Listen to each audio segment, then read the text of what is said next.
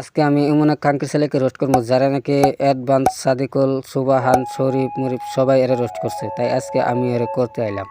এরা আমি আগের বারও করা করছি, এ থামে নাই, কিন্তু এবার এমন করা করবো এর পুটকি থাকবে আরেকখানো, এর পুটকির চামড়া থাকবে আরেকখানো। মানে আমি রোস্ট করার কথা কইছি। আসসালামু আলাইকুম। প্রথমে আমি একটা কথা বলি, আপনি যে কবরের কথা বললেন, আপনারা অনেকে আমাকে এই ধরনের কথা বলছে। ভাই, আপনারা এত কবরের চিন্তা করতেছেন, আপনারা টিকটকে কি করেন? তোর কাছে তো টিকটকে আসে তোর মতো মাগের বান্দারের পুটকির মতো চেহারাতে মুখতে দিতে, আর এই সুদনার পোলা এমন করে কে দেখলে মনে হয় মাত্র গাঞ্জাটা টানে আইছে খানকির পোলায়। ঠিক বলেছো তুমি ঠিক তো দাও কেন? ইসলামিক মানুষরা টিকটকে কি করে নাচানাচি দেখতে আসে? তোর মারে টিকটক যদি চুক্তি মাদার চোদ। আমার যতটুকু ধারণা, এই যে তোর মা আছে, মানে তোর এই যে সাজানো টিকটকের মা আছে, মানে এটা তো তোর অরিজিনাল মা না, এটা আমি ভালো করে জানি।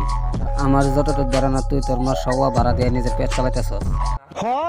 কথা কি ক্লিয়ার না ভেজাল আছে? ঠিক বলেছো তুমি ঠিক তো দাও কেন? চাইলে আমারে বলতে পারস, আমি জানি তুই যদি আমার এই ভিডিওটা দেখতেছস তাহলে তোর পুটকি জ্বলতেছে। জ্বলারই কথা, কারণ আমি আজ পর্যন্ত যে যারা ধরছি তার পুটকি তুই মরিচ ঢুকাইয়া জ্বালাইয়া দিছি। Doe het voor me, doe het laag. Het is niet moeilijk voor je, doe het traag. আর দ্বিতীয় কথা হচ্ছে, কেউ কারো কবরের হিসাব দিবে না। আমারটা আমি দিব, আপনারটা আপনি দিবেন। তো আমার ব্যাপারে কথা বলে কেন আপনি অযথা গুনাহ কামাইতেছেন? এটাও মাথায় রাখবা যে কাউকে কেউ খোঁচা মেরে কথা বা নিন্দা করে কথা বলেছে, এটারও কবর হিসাব দিতে হয়। এই যে আইসা যে ই করো, এটার জন্য তো তোমারও হিসাব। ও আচ্ছা আচ্ছা, তুই আগে আমার এটা তোর যে দুনে করে দিছি আছে, ওইটা দুইটা না একটা, নাকি একটা বেশি, কোনটা তিনটা? না মানে আমি কমেন্টে দেখতেছি যে তোদেরকে বলতে, তোমরা মা ছেলে যে এমন করো, তোমাদের কবরে গেলে কি হবে? মানে তোরা খোঁচা দিলে কোন দিক দিয়া? তোর ফুটকির মধ্যে খোঁচা দিছে মাদার চোদ, মানে কোনটা খোঁচা আর কোনটা কেমন কথা এটা বুঝস না পোকা চোদা। এখানে Voor me, doe het laag. Het is niet moeilijk voor je, doe het traag.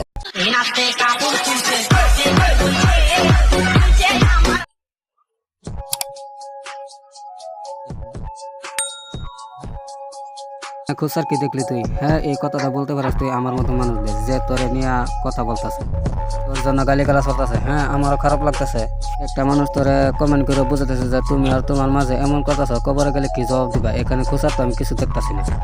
মানে তোদের জন্মটাতে হয়েছে কন্ডম দুর্ঘটনায়, বুঝো, সেই কারণে তোদের লজিকটা, মানে তোদের ব্রেনটা, তোর মানে তোর ব্রেনটা যে সেটা তোদের চুটকির মধ্যে, এই কারণে লজিকের কোনো লজিক নেই।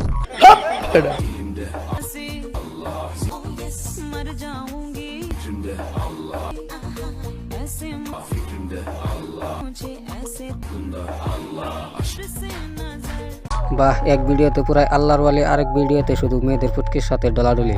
দেখতেছি ইন্টারন্যাশনাল খাঙ্কের পোলারা। সমালোচনা করতেছ ঠিক আছে, কিন্তু বেশি গভীরে যায়ও না। দেখো, কেউ খুঁজতে যায় আবার সাপ বাইর করে আনো না। ওরে বাপ রে বাপ রে বাপ, এই দেখি গ্যাংস্টার এসে পড়েছে। বাবা, বাই দ্য ওয়ে, গ্যাংস্টারের সাইজটা দেখি।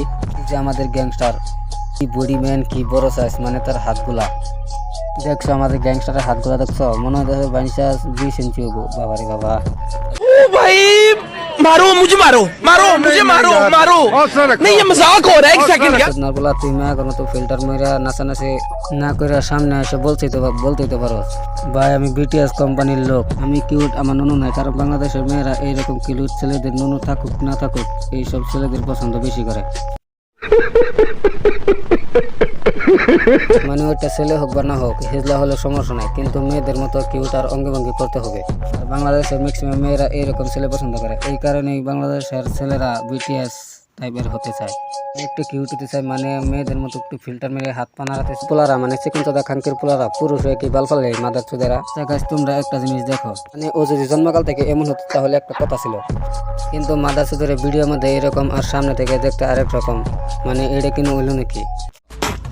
এখানে একটা জিনিস দেখে আমরা, এখানে একজন কমেন্ট করছে, মানে ওদের ভিডিওতে কমেন্ট করছে যে জাতি তোমার বাপকে দেখতে চাই।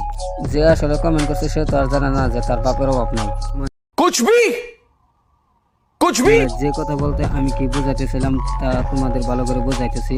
দেখা গেছে এটা তোর মা, তাই না? এখন ছাড়ানো হোক আর যাই, এখন এটা তো তার মা, এখন সে এটা দাবি করতেছে। এখন এই মেয়ের কাহিনী আমি তোমাদেরকে বলতেছি। এই মেয়ে সওয়া ভাড়া দিয়ে তো এরা দুজনের এরা পেট চালাইতেছে। এখন এই মেয়ে সওয়ার রেট কত এটা তো আমি জানি না, জানবার চাইলে তাদের সাথে যোগাযোগ করতে হইব।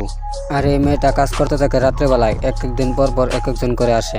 এমন ওর বাপ বাপ বলবে কাকে? আসল কাহিনী তো আমি তোমাদেরকে আগেই বলে দিছি। এই ভিডিওতে উচিত কারণ বলে দিছি কিভাবে এক পরিবারের মাকে কিভাবে এক মাদারচোদ জন্ম দিছে। এই কাহিনীটা তোমরা ভালো করে জানতে পারছো। একটা মেন কথা আসি, ওরা কি আসলে মা আর ছেলে নাকি? দেখো, এটা ম্যাক্সিমাম মানুষই জানে যে এটা হচ্ছে একটা নাটক। এই সুগ্নির পোলা আগে বাংলাদেশে সস্তা নাটক করে বেড়াতো।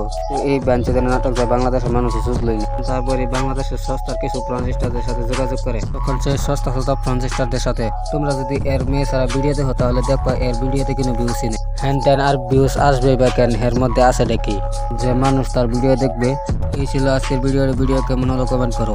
আর চ্যানেলে নতুন হলে সাবস্ক্রাইব করো ভাই। এই কাঙ্গে ছেলেরে অত রোস্টারে করলো তাও এদের থামলো না, তাই আমিও করলাম মানে রোস্ট।